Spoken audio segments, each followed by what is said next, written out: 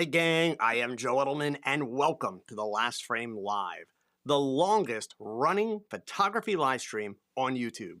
If you're watching me live, please leave me a note in the chat, let me know who you are and where you're watching from. And of course, if you're watching the replay, no worries, be a part, do your part. Drop a comment below the video so that I know you were here. Already tonight, gosh, we've got, let's see, Scott from Arizona is here, Michael from Southeast Texas, I've got Kaylin in Vienna, Austria, Clinton, Australia on Thursday, right? Let's see, who else do we got here? We got a bunch of people here. Lynn in New York, Calvin in Maine, Picture of Fix in Germany, Eric in Spain. Wow, what a crowd. All right, so listen, tonight we got a lot that we need to cover, so I'm going to dive right in. We're going to go ahead and start out with photo news, all right? So basically, what we have this week is we have Panasonic teasing a new phase, air quotes, in a 15-second video showing some photos, the letter G, and a diagram of a lens mount, and an announcement date. So in fact, here, I'll share that with you guys so that you can see it here. Let me switch over to the browser. There we go. So I'm going to hit play on this. It does have some music. I don't think you're going to hear the music, but this is the 15-second video that we're getting from Panasonic. Could be interesting. The general consensus seems to be that this is going to be a camera and maybe even a lens announcement. Who knows? The plan is, if you read it quickly, they are going to announce on an Instagram Live and YouTube Live simultaneously on September 12th at 10 a.m. Eastern Daylight Time in the US. So again, that's Instagram and YouTube. The links for both the live streams, they're in the description below the video. Also, GoPro, if anybody still cares about GoPro anymore, they announced the Hero 12, which promises to be, they're saying 100% longer runtime, 5.3K, 4K HDR video options. It's going to have support for Bluetooth, audio devices, and connectivity. Also going to have standard tripod mounts, which a lot of people are really excited about, but you know what? I don't understand why. So this thing is going to come in basically at $499 for the base version. Now, I'll tell you this, and I'll tell you honestly, I haven't talked about it because I don't think a lot of us are actually GoPro users, but I do a fair amount of, kind of run and gun video that I'll use for B-roll and also for teaching purposes for my presentations. So when I'm here in my live stream studio, that shot that you see at the beginning of the show and at the end of the show, that is a GoPro 7 that I've been using for ages because it's got an HDMI out cable and it's like permanently mounted there. It doesn't go anywhere. But I got to tell you, as far as my run and gun, B-roll, all that kind of stuff, I have given up on GoPro a while ago. And I am all in on the DJI. Let me get some light on it. There we go. We'll go that way. DJI Action 4 camera. These guys are awesome. And the reason why this thing is so awesome, GoPro's all excited about tripod mounts. So look, by now, if you're into the smaller action cameras, you've got plenty of mounts. This uses the same GoPro infrastructure for mounting. This one happens to be a hot shoe mount because I will routinely mount it on top of the camera to show what's going on in front of the camera, as compared to what you see in the picture. But here's the cool part. I can take this mount off that fast. It's a magnet. And then I can go from the base to the side of the camera and mount it vertically that fast. Can't beat that, right? Also, image quality, sound quality, everything. DJI's pretty much got GoPro crushed at this point. As far as the actual camera stuff, the GoPro appears to be kind of fairly small upgrades, if you will, okay? So, moving on, quick education update. A couple of things. So 2 days from now, this Friday, let's go ahead and switch over there, September 8th. So along with fellow photographer Carly Sullen and my buddy Vanelli from Skylum, I'm going to be presenting a free 1-hour program, and don't tell anybody, It's actually 90 minutes. It says 1 hour on the website, but it's going to be 90 minutes. Edit like a pro, creative editing unleashed. Discover your full creative potential. If you follow me or you listen to me, you know how big a deal creativity is to me. And I got to tell you, this is the thing that Luminar does so well. And yeah, I still predominantly am using Photoshop for the bulk of my work. I'm not going to lie to anybody. You'll hear me mention that during this webinar. I'm not sponsored by Skylum. This is how cool this company is because they know that I don't use that software 100%. But I got to tell you, in the last couple of months, I am using this software more and more and more. In large part because I can take a smart object in Photoshop, move it over to Luminar Neo as a smart object, do some work in Luminar Neo in some of the areas where Neo really excels, and bring it back into Photoshop, all without ever leaving Photoshop and all without doing any destructive editing. Now, I know that sounds really like advanced for some of you. Here's the big thing to know about this software for a lot of you. If you're just starting out, if you are still working to really kind of get yourself on solid footing and build a skill set with processing, I'm not telling you to switch, but I am telling you should be paying attention to Luminar Neo. It is an incredible tool even for getting creative inspiration amongst your photographs. So this event on Friday, it is registration required, name and email address, right? They're going to put you on their email newsletter list. 1 o'clock p.m. Eastern time in the US, 5 o'clock in Great Britain. No sweat. If you work and you can't attend it live, go ahead and register.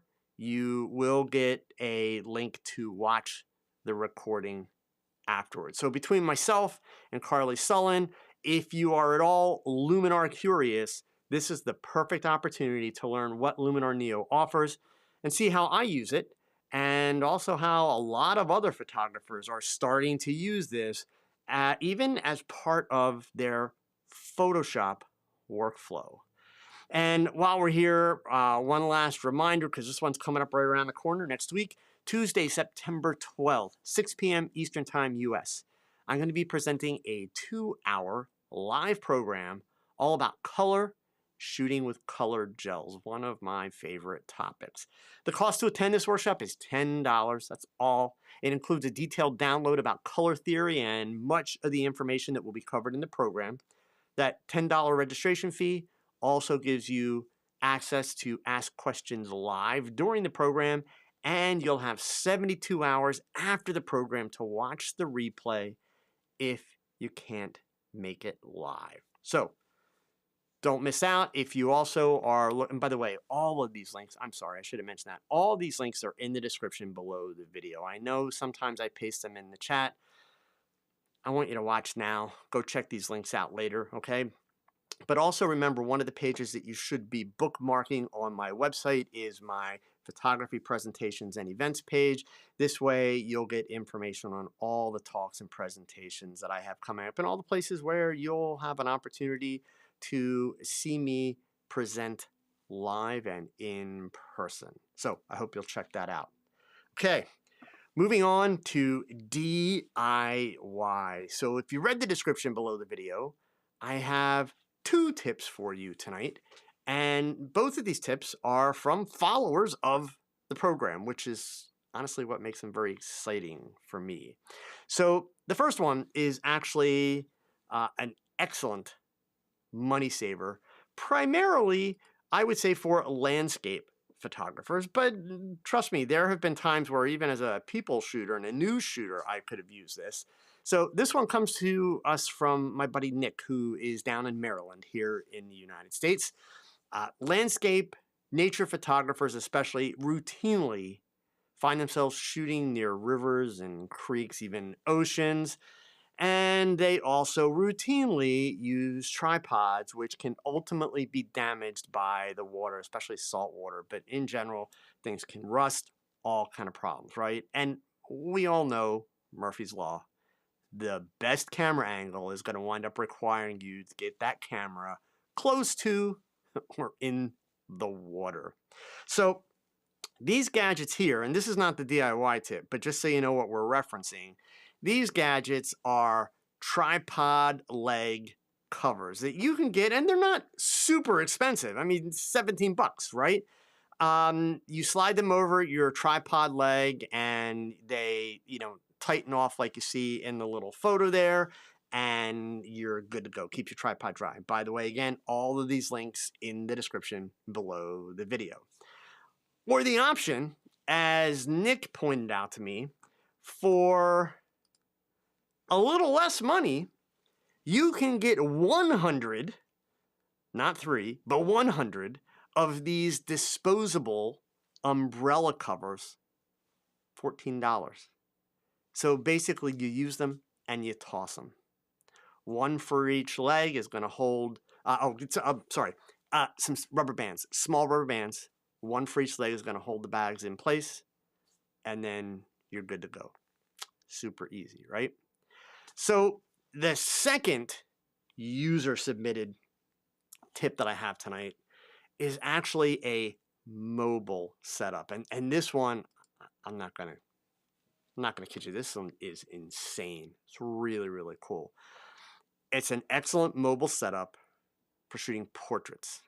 Now, you may remember a way back, I did this video, unlimited DIY portrait backgrounds with a 4K LED TV, right?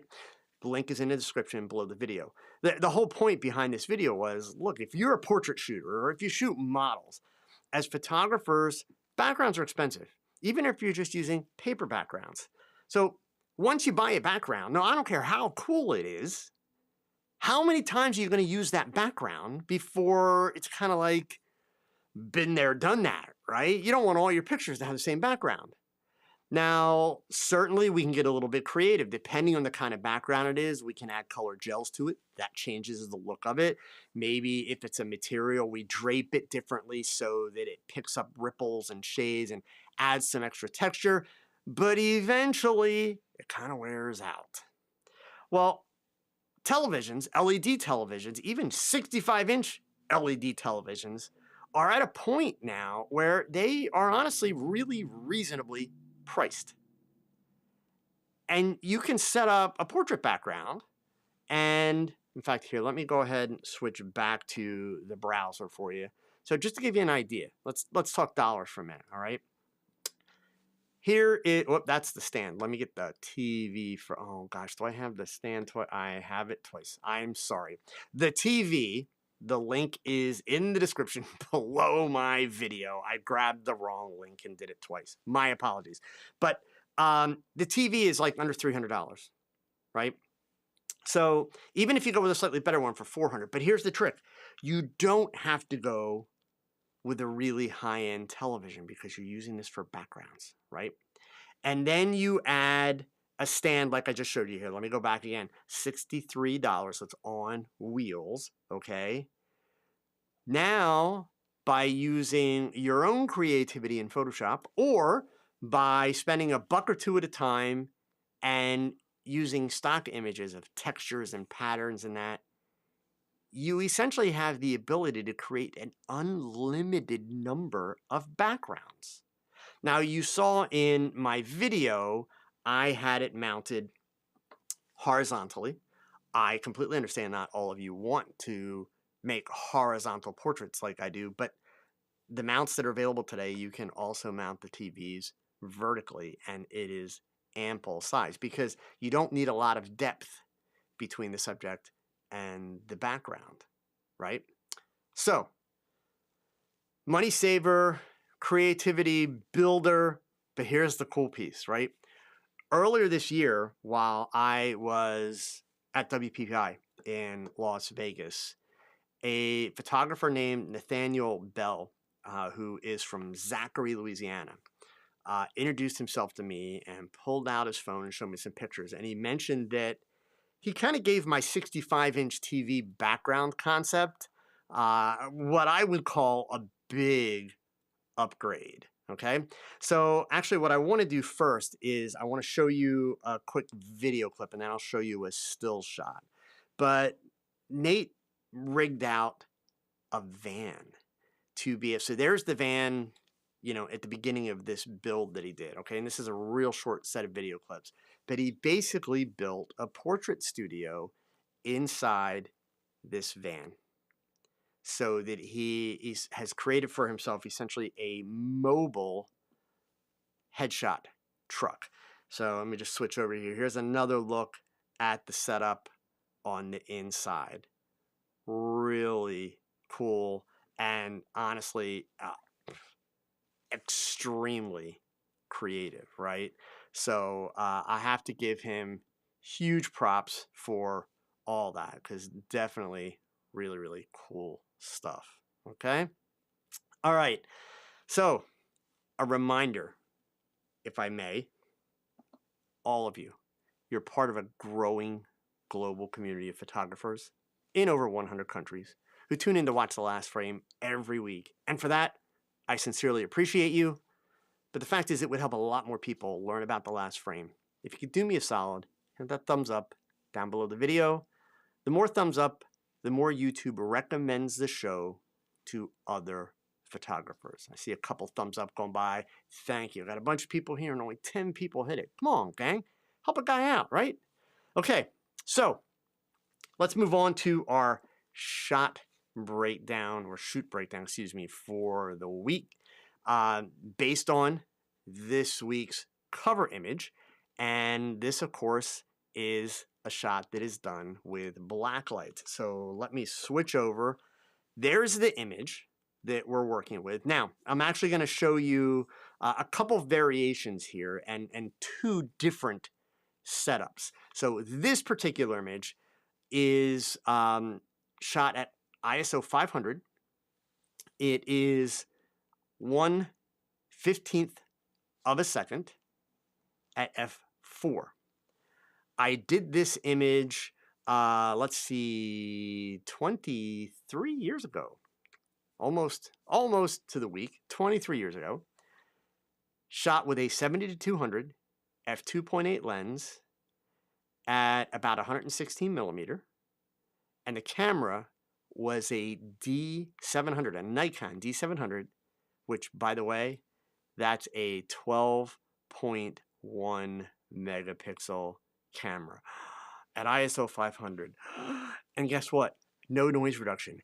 How did we possibly survive? Oh my God, right? It was such a horrible existence back then, wasn't it? So that's that shot. In fact, actually, let me give you one more variation of that. There is another shot there. I'm going to show you the lighting setup in a minute because hopefully you're noticing that since this is with black lights, there's a piece of the equation that doesn't make sense. And that is the fact that the color balance on her face is actually pretty normal. I'll explain the trick in a moment, and I'll show you a lighting diagram. We'll fast forward to last year, 2022. Here, whoops, that one. This one here, as soon as it loads, there we go. This is a shot that I did more recently. This is shot with the Sony A7R 4A. This is done with the Tamron 70-180 f2.8, about 94 millimeter focal length, okay? This was one of those rare images that I actually did shoot it vertically, not horizontally, and then I added background later. Also, like the shot from Nikon, done at ISO 500, but the bonus here, because I'm using different black lights now, in the course of that 13 years, light bulb technology, even for black lights, has evolved, and I'm going to show you the lights that I use. ISO 500, but this was handheld at 1/125th. The previous shots, the camera was on a tripod at 1/15 of a second. This one is 1/125th of a second at f5. So first of all, the lights that I use, because I'm not even going to, the first shots, the first two pictures, the ones, the cover shot, it was a hodgepodge of black light bulbs and all kind of ridiculous stuff. I would not recommend you doing that. If you want to really play around with black light photography, you've got a couple challenges, right? If you're being honest, if you've looked around, especially if you photograph models and that, you've seen on the modeling websites where photographers go out and they get a couple of black lights and they get somebody to do like body painting on a girl with fluorescent paints. And 90% of those images, if not 95% of those images, honestly just look like crap. They're a cheap excuse to get a girl naked. The painting's sloppy, hair's a mess, the lighting is not well done. It's a mess, period. The pictures are simply a hot mess. So my goal, my challenge in putting this whole concept together was I wanted to use the black lights to get a color palette that I can't get with normal strobes. But I didn't want the image to be screaming black light, right? So in fact, here, before I show you the light, well, let me show you the light. The light that I'm using for the current, excuse me, the current shot that you saw from Jamie is this right here. I got these on Amazon. This is a black light. It's an LED, and you can see the chips, right? So it's an LED black light, 60 watts. It is very hard to find black lights that are that bright. The mounting bar that you can see here, in fact, let me see if I can get it so you can see through it there. That way you can see through it. It's just got 3 holes. All I do is slide this bottom hole on top of a light stand that's got a 1/4-20 thread and then just put a nut on top to hold it. That's it. And then I can angle this accordingly. The great part about black lights, you don't have to worry too much about the directionality of the light, and you don't have to soften it. You don't need all kind of modifiers for the black lights and that kind of stuff. Not an issue. So each of these shots that I showed you were done with 4 black lights, 2 on either side. But let me break down the cover shot first, and then I'll show you what the cool little trick is, okay? This image was shot in front of a bright pink seamless paper background. So there are, and literally she's on the box bed that you have seen me talk about many, many times. She is only about 2 feet in front of the paper background. She's very close. So on either side, there are 2 black lights, right, that are kind of framing her on either side. But directly above the camera, in fact, let me switch over to my second screen here. Here's the original raw file for this shot. So by the way, I just want to make it clear, you know, you might think that, oh my God, with 12.1 megapixels and ISO 500, there must have been an insane amount of post-processing done. No, there wasn't. In the studio, you get it right in camera, right? But you could see the top of the frame. That's a beauty dish. It's a 21-inch metal beauty dish, right? But instead of putting a strobe inside the beauty dish, I put a light fixture inside the beauty dish with a tungsten bulb. So follow along. We've got black lights on the sides and a tungsten bulb. I set my white balance on my camera to tungsten. That way the skin tones are almost perfect. They're being influenced a little bit by the black lights coming in, but the tungsten light is lighting her. I've got the light feathered up so that it falls off very rapidly. The tungsten light is feathered up, so it falls off very rapidly. And because she's only about 2 feet in front of the background, some of that tungsten light hits the pink. Hence the fact that you actually see pink in the middle. The beauty dish helps focus it so it doesn't spread too fast, right? That's the cool part. So here, let me switch over to my lighting diagram that I usually show you guys. So here's basically, you know, the setup that I was working with, okay? Excuse me, this is for the Janie shot, the second picture. They don't have black lights in the software, so imagine these strobes as black lights. That's why I put blue filters on them, okay? But to give you an idea of the setup, it's 2 lights, hip level, just above the head on either side, and then a key light, tungsten balanced, in the front. So I'll go back to that and I'll switch it over to the picture of Janie so you can see. So that's the lighting diagram that I just showed you. Now, in this case, her photo, I'll go ahead and switch back and show you that. I'll show you the original file. It's just on a black background, right? That's it. So that's the original file, unretouched, unedited. All I did, obviously, was the skin cleanup, tidied up things, got rid of the little string of material that you see down there on the outfit, and then extended the background. This was before generative fill was available. Extended the background, added in the colored bars, and that was how the shot was put together. Okay?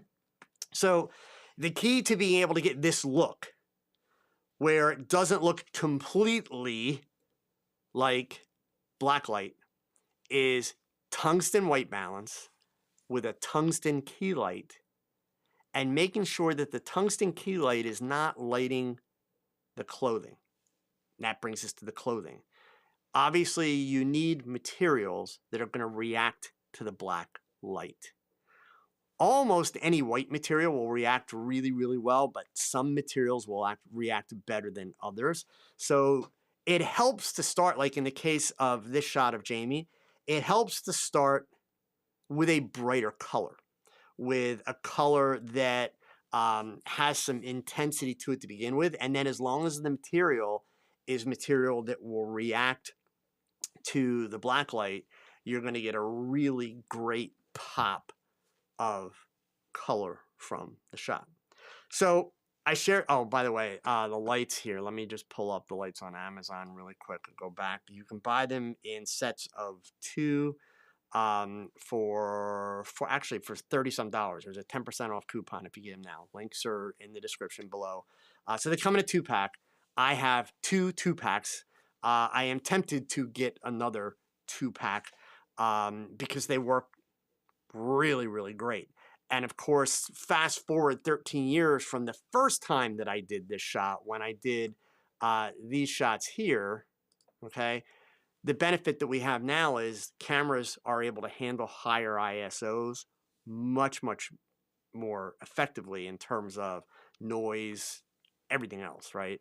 So what I've done in both cases, I'm kind of putting a cheat in terms of the colors that I'm using between the materials and between the backgrounds. Tungsten balance and a tungsten key light so that I'm able to get kind of normal skin tones, and then letting the body and everything else go crazy. You'll notice in this particular shot, I even had the young lady do white fingernails so that I would get the white nails to glow. All right. So hopefully that gives you some ideas that you can play with. All right. So we're at that point. Let's chat. What have you been up to? What have you been struggling with? How can I help you with your photography tonight? Let me just scroll back up here. I think I saw 1 or 2 things come in. And let's see. All right. So Greg, curious why you opted for tungsten in your key light. Hopefully I answered that. It was mainly because, Greg, I wanted to be able to, let me expound on it a little bit further. I wanted to be able to use a light that wasn't super bright, number 1. Number 2, I did originally, and I should have explained this, so I'm actually really glad you asked this, because now you're triggering a memory from how I worked this out 13 years ago for the first time. When I did it last year, I already knew how to do it. When I was playing with it the first time, I did start with a flash and had it dialed way down, even put a grid on the modifier. I did use a beauty dish right out of the box because I was trying to kind of isolate just the top part of the body. But what I was finding was that when I was on daylight balance, the black lights really did not react well. Now, at the time, 13 years ago, I was working with tungsten black lights. Okay. So simple logic, right? What I figured out, I didn't know that going in. I hadn't paid attention to that at all. I just figured, oh, they're black lights. What's it matter, right? I wasn't even considering the color balance, but I couldn't get the black light to look right. When I switched to tungsten, everything came together, and that's when the light bulb went on. It's like, oh, you're working with tungsten.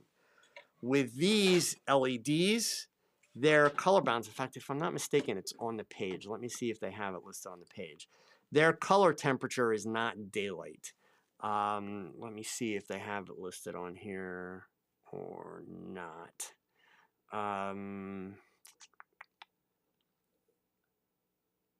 I believe, if I'm not mistaken, I found the base color temperature of the chips on the manufacturer's website when I did the second round of shots. So I was able to stick with the tungsten setup. But that was the reason for going with tungsten, so that I could make the black light as rich as possible. It's not that having subtle colors is bad, but almost anytime I'm going to do something with a lot of color in that, I want intensity and a lot of pop in that color. Okay. From Joe, instead of using a tungsten bulb, could you use one of the strobe modeling lights that allows you to change the color of it? Yeah, as long as you don't make it daylight. You could certainly do that. It's all going to come down to Joe. Essentially, you could use a flashlight, right? Obviously, a flashlight's going to be a much smaller source. So at the end of the day, it all comes down to, what are you trying to light with it? How bright are your black lights? Like, if you're not using 60-watt black lights, you can't use a particularly bright key light because you're just going to way overpower them, right? So what you have to think of, the way you kind of have to approach this, gang, is you have to kind of think about it like a normal lighting setup, but then solve the problems. Don't do it the other way around, right? Start with it as a normal lighting setup. And then you may realize, well, okay, I've got this light that I want to use for a key light, but it's way brighter than black lights. So you either need to go out and spend money to get brighter black lights, which I wouldn't recommend because you're probably not going to use them that often. Or you're going to find a much dimmer key light, right? Or certainly you could filter or diffuse that key light even more. But it's all about creating a balance. And it's going to vary depending upon what you want to shoot, how much space you need to light, how close you can get your lights to your subject without being in the shot, et cetera, et cetera. So unfortunately, there is no simple one side is going to fit all for this process. But you can take this information that I'm giving you and kind of use it as a jumping off point to experiment and get some ideas. My challenge to all of you, this is the time of year, right? We're coming into Halloween. Not only will you see a lot of black lights, being sold in stores, think about it. If you're not in a big rush, the week after Halloween, a lot, especially the first couple days right after Halloween, a lot of the pop-up Halloween stores, especially here in the US, a lot of the pop-up Halloween stores, they'll have sales and clearance sales on their blacklight stuff. Now, very unlikely you're going to find 60-watt blacklights in the Halloween stores. But again, as long as you can use a tripod and have your subject hold a pose, you can work with lower lights. Remember, the first two shots that I showed you from 13 years ago, they were done at 1/15th of a second. So she had to hold still. And she had to hold still in a rather awkward pose. She was great. Okay. But my challenge to you with these is, don't make them look like those sloppy blacklight pictures where somebody threw a bunch of blacklight paint on somebody and then threw a bunch of blacklights at them, and the person's bright blue and their eyes are blue, and to me, that's boring. And I'm not trying to bully anyone. I'm sharing my opinion. That's boring only because it's been done a million times.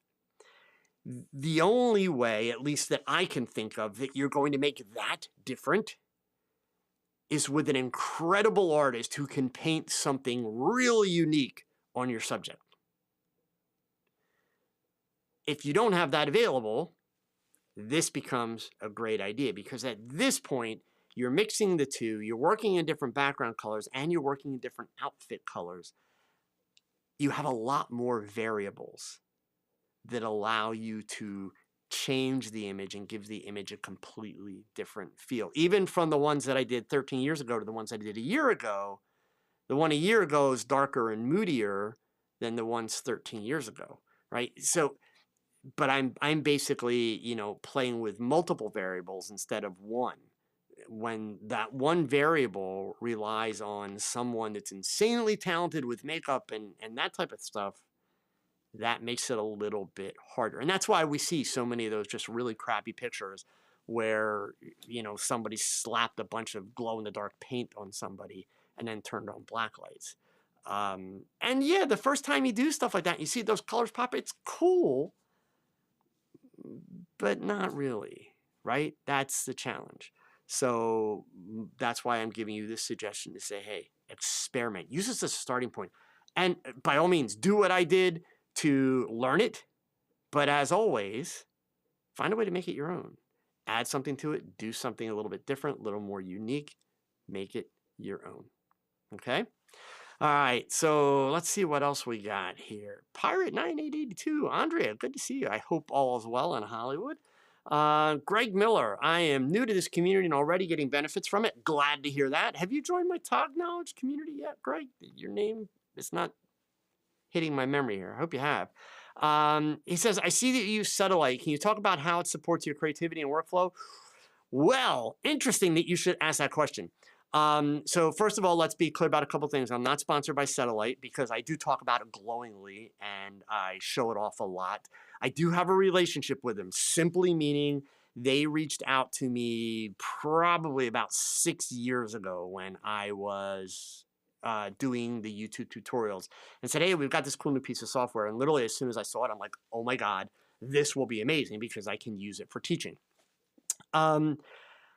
For me, in terms of how it supports my creativity and workflow, the only place that I use it in my workflow is right here for teaching.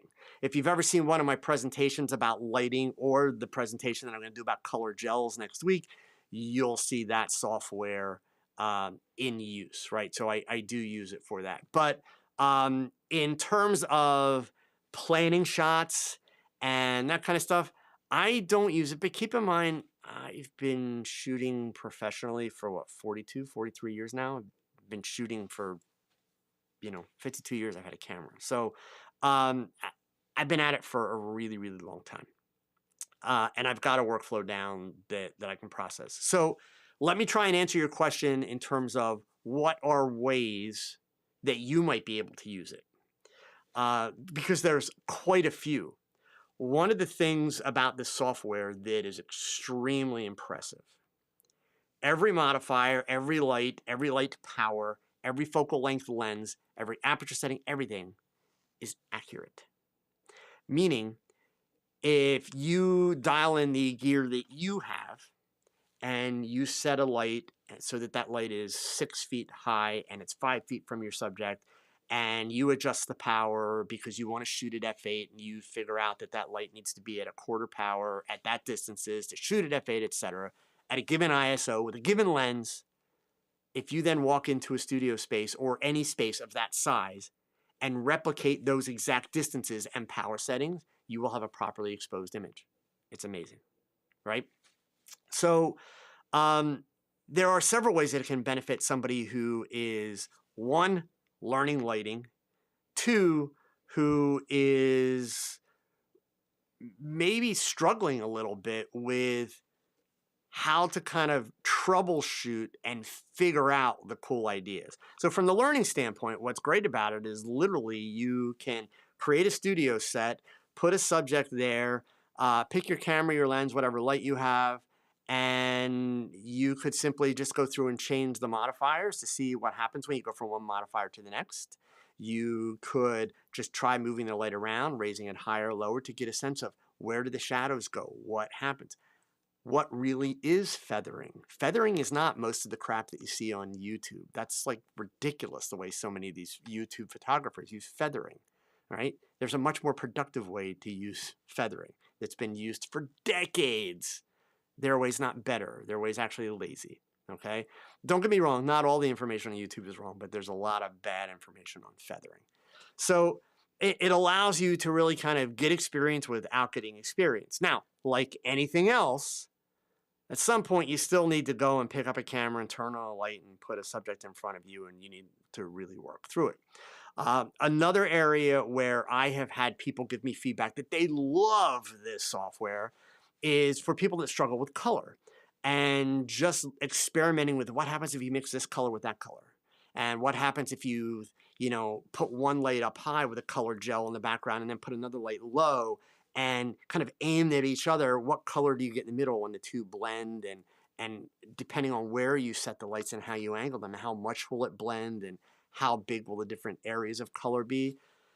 That's really the super cool benefit to, a program like this. And of course, you have the ability to essentially create snapshots of everything you do. And when I say a snapshot, it's not the finished picture. It does that, but when it's creating the finished picture, it's also creating a snapshot of the stage, the set that you have, including every single setting that went into it. So anytime you go back to that snapshot, everything that you did is there.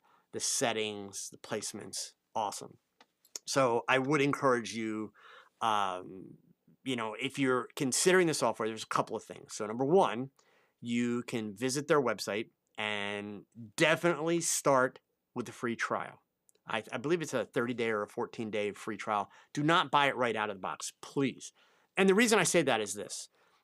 Think back to the very first time that you opened up Lightroom or opened up Photoshop or any other processing software. That feeling of being slightly overwhelmed that you had when it was like, whoa, there's a lot here, right? Back when you didn't know, really what you were doing, right? That's exactly what you're going to experience with this software. There's a learning curve because it's extremely powerful. It does an incredible amount of stuff. So my concern for everybody is don't get yourself so good at this piece of software, but still suck at lighting. Use the software, but you still got to go do lighting, right? There's no substitute for that. And then the other thing is, Greg, if you haven't already, join my Tog Knowledge community. The link is in the description below the video. There is a 7-day free trial. And even after that, it's less than $7 a month, man. Okay. And you get direct access to me and photographers from 37 different countries. But for members of the community, paid members of the community, there is a 15% discount code in there. It's not an affiliate link. I don't make any money on it. But when you're ready to actually buy, you can use that code. And that will also help offset some of the cost of joining the community. Okay. All right. Let's see. Kaylin, you mentioned action cameras at the beginning. What do you think about using one to make some POV videos behind the scenes for social media, mainly Instagram? I was thinking about it lately. Kaylin, I highly recommend it. And I know that you and I have a consultation coming up next week. I saw that come through today. Haven't had a chance to read your form yet, but thank you for taking care of all that. Action cameras are perfect for that. In fact, even the DJI Osmo Cam that I'm using, a couple things that are really great about this. Number one, like I actually have a hot shoe mount on it right now, so you can be shooting stuff, as you go. But then you could even, let's say you want to get that killer shot, like right at the end, of a session where you are going to have your subject walk up to the camera where you show them a preview and you want to get that wow, right? So you could have this thing sitting on top of your camera. Go ahead and disconnect it like really quick. And then, of course, as I say that, I did not connect it properly. There we go. So disconnect it really quick. Just hold it out in selfie mode. So, as you're showing the back of your camera to the person getting the reaction, it's recording it. Gold. Okay. That is probably one of the most overlooked opportunities that photographers, especially portrait photographers, wedding photographers, people photographers in general, that is one of the most overlooked marketing opportunities that I see photographer after photographer after photographer.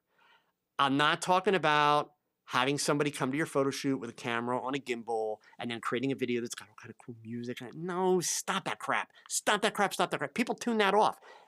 People completely tune that stuff off. If you notice, a lot of the YouTubers don't even do that anymore, because people got really tired of it.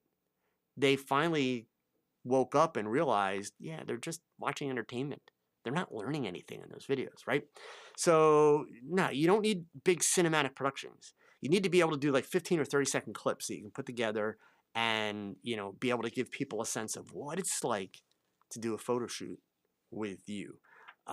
So, yes, this particular camera especially, don't take my word for it.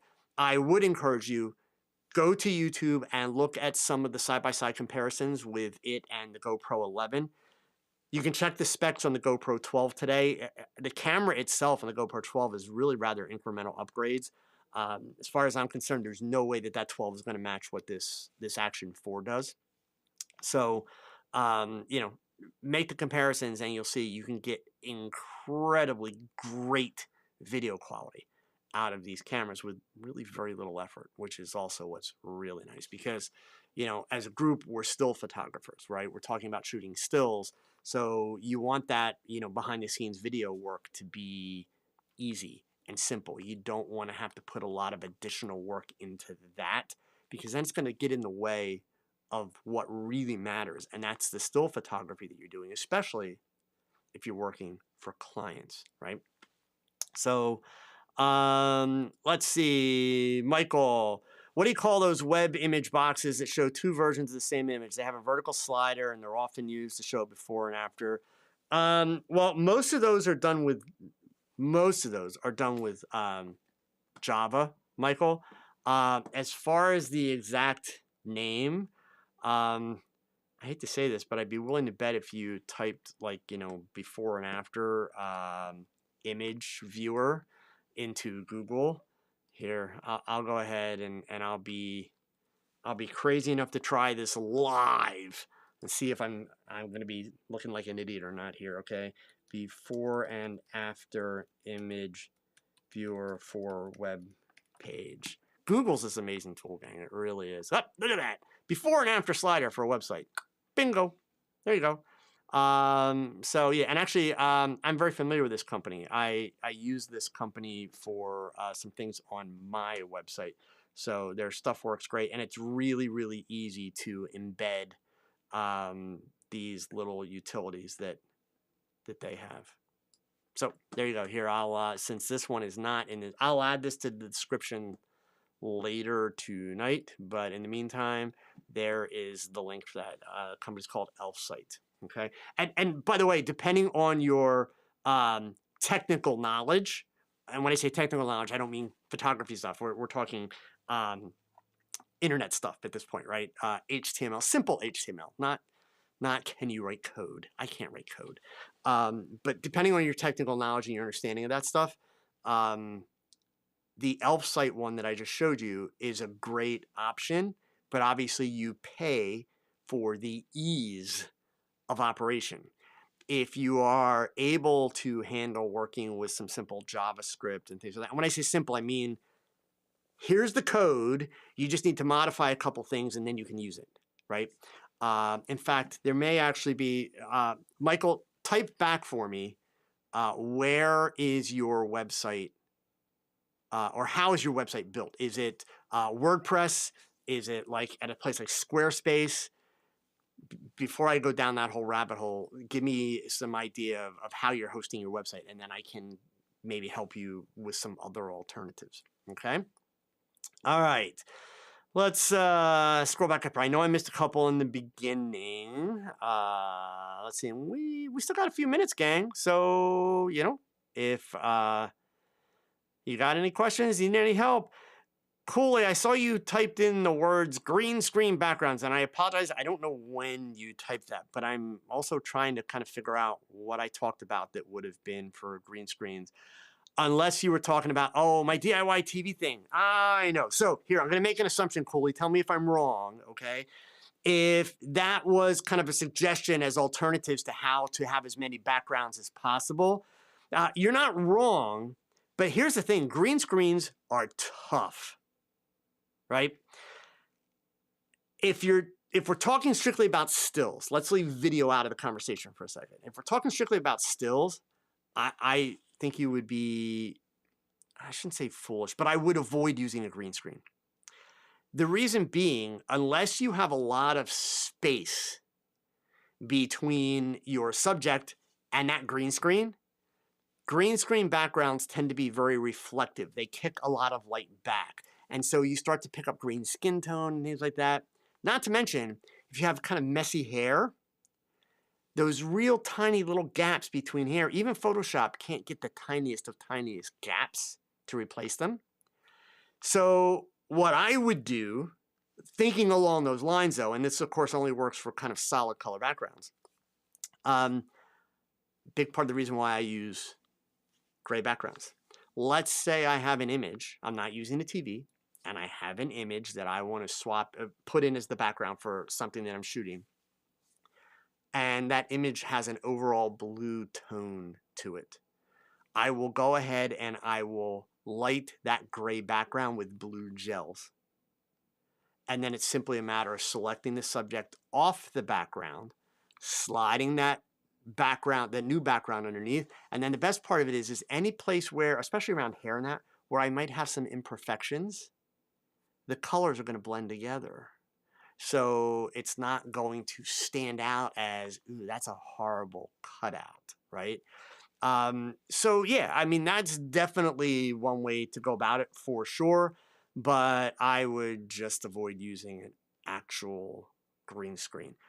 You can strip out any color background. You're not limited to, just the green. The reason they use the chroma key green and chroma key blue for video is because there the background's being removed in real time via software, right?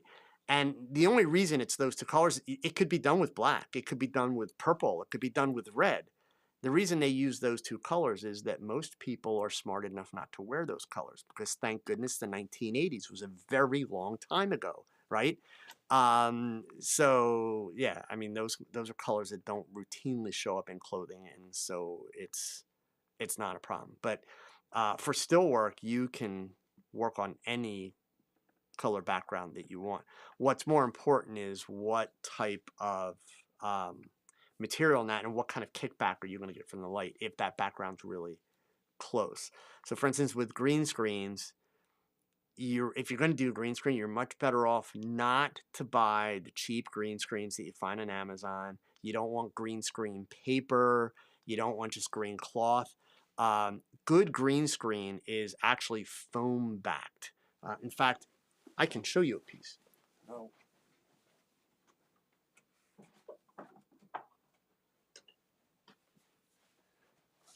So let's see if I can get this to the camera where you can see it. So this is foam backed green screen. So you can see, number one, the material's got some texture to it. And then if I go to the side, let me get in front of the camera there.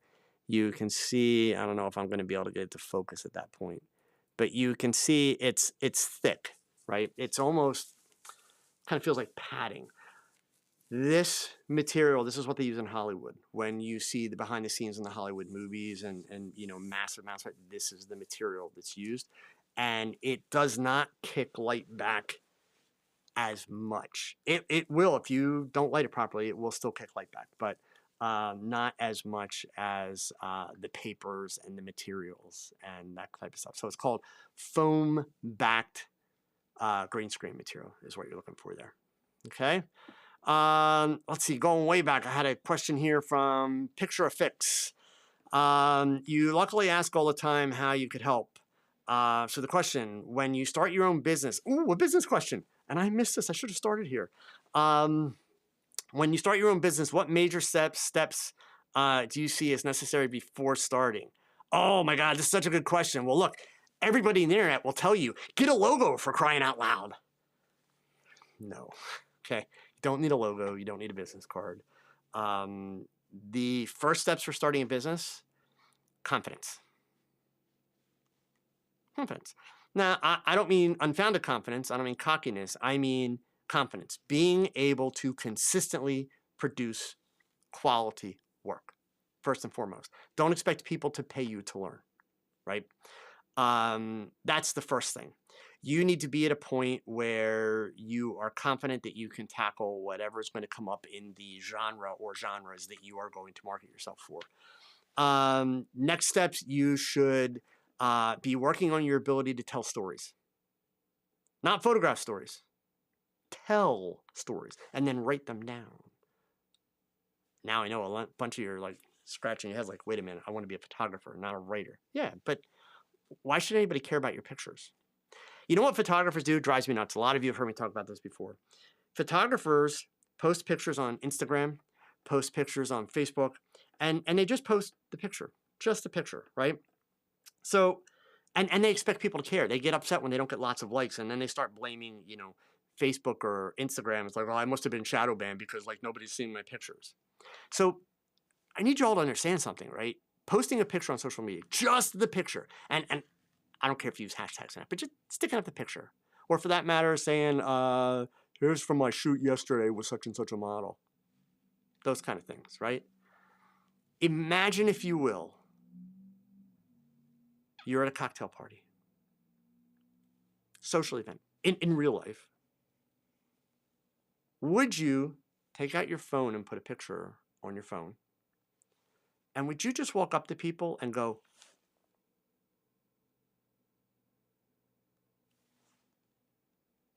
not say anything? Just, of course you wouldn't. That would be awkward, rude. I mean, why should they care about? What's the point? But yet, photographers do that on social media. Why should people care? Remember, when you're trying to start a business, you're not marketing to other photographers. They don't give a damn about what you're doing. They're just going to gripe about it and tell you suck, right? We don't care what other photographers think. We care about what our potential customers think. But why should our potential customers care about our pictures? Well, that's the storytelling. Kaylin asked me earlier about using the action cam to do behind the scenes, point of view type video clips and that. Exactly, because that kind of stuff shares the experience. So when you post, let's say you shoot a senior portrait, instead of just posting the picture or posting 8 pictures, you start out and you post 1.